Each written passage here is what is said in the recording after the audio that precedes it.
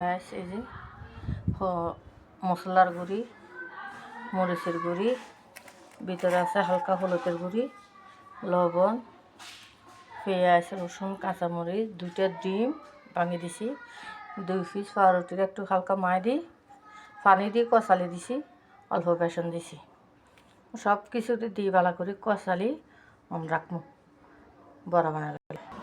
এই যে গাছ পানি মাখি নিলাম, সব কিছু দিই কত 10 মিনিট 15 মিনিট রেস্ট দিই। সবাই বেশি বেশি লাইক শেয়ার ফলো করেন, বেশি বেশি লাইক শেয়ার ফলো। আর এদিকে বড় বড় কেনা হলুদ লবণ মাখে থুইছি, খেপসা বানাম। আর এদিকে তেল গরম দিয়েছি, বিসমিল্লাহ খেপসার মাজা দিতে দিলে ওই যে তেল গরম দিয়ে দিয়েছি, বড়া বানাবিল্লা যাই বড়া দিয়ে দিলাম।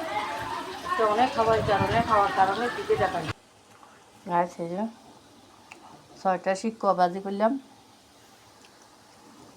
আর এই যে বড়া বানাইছি।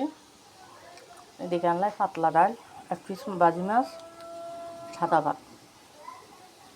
সবাই বেশি বেশি লাইক শেয়ার ফলো করবেন, বেশি বেশি লাইক শেয়ার।